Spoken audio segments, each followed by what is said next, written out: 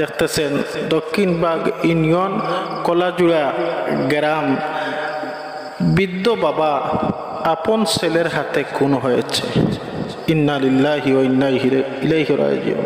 দেখেন, আসসালামু আলাইকুম ওয়া রাহমাতুল্লাহ। সম্মানিত প্রিয় বন্ধুগণ, আশা করি সবাই ভালো আছেন, আলহামদুলিল্লাহ। খুবই দুঃখের বিষয় আমি কথা বলতে হচ্ছে। দেখেন, এই দেশে স্বাধীন বাংলাদেশ কি হচ্ছে, এইসব একের ওপর এক গুম খুন খারাপি চাঁদাবাজি,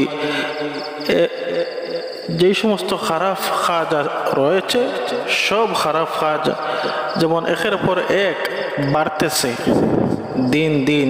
এমনকি মা বাবা ছেলেমেয়ের হাতে নিরাপদ নয়। সম্মানিত প্রিয় বন্ধুগণ, এই যে একটি ফটো আপনারা দেখতেছেন, দক্ষিণবাগ ইউনিয়ন কলাজুড়া গ্রাম, বৃদ্ধ বাবা আপন ছেলের হাতে খুন হয়েছে। ইন্না লিল্লাহি ওয়া ইন্না ইলাইহি রাজিউন।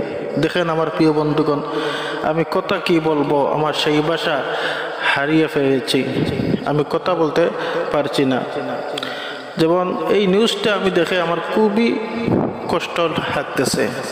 আসলে আমরা যেই সময় আমাদের মা বাবাকে খেদমত করার কথা, মা বাবাকে আদর যত্ন করার কথা, কিন্তু দেখেন এমন জাহিল ছেলে যে বাবাকে খেদমত না করে বাবাকে একইবারে পরকালে পাঠিয়ে দিল।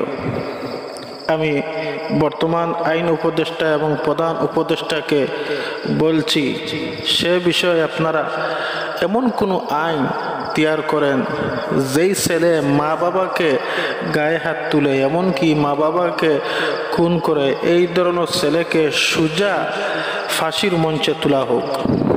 যারা মা বাবা চিনে না, উস্তাদের গায়ে হাত তুলে, শিক্ষকদের গায়ে যারা হাত তুলে, যেই সমস্ত ছাত্রছাত্রীরা, যেই সমস্ত ছেলে মেয়েরা যারা মা বাবা চিনে না, যারা উস্তাদ চিনে না, শিক্ষক চিনে না, শিক্ষকের সাথে বেয়াদবি করে, যারা মা বাবার সাথে বেয়াদবি করে, এমনকি মা বাবার গায়ে হাত তুলে, এই ধরনের ছেলে মেয়েকে সোজা যেন ফাঁসির মঞ্চে তোলা হয়, তাহলে দেখবেন এই দেশ, এই জাতি অবশ্যই ঠিক পথে চলবে। আর না হয় আপনারা যদি আইন ঠিক না রাখেন, তাহলে এই দেশ কোনোদিন শান্তি হবে না। সম্মানিত প্রিয় বন্ধুগণ, আমি বর্তমান সরকারের কাছে আমি কঠোর শাস্তি দাবি জানাচ্ছি। এই যে বৃদ্ধ বাবাকে তার ছেলে খুন করেছে, এই বৃদ্ধ বাবার কি দোষ ছিল? এমনিতেই কিছুদিন পর হয়তো বাবা মারা যেতেন, বাবা বুড়ো হয়ে গেছে, এমন সময় তার শেষ বয়সে ছেলের হাতে খুন হয়েছে। এই বৃদ্ধ বাবার কি দোষ ছিল বলেন তো?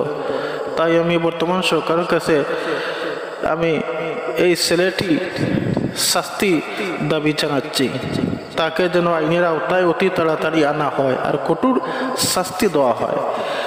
সবাই ভিডিওটির পাশে থাকবেন। আসসালামু আলাইকুম ওয়া রাহমাতুল্লাহ।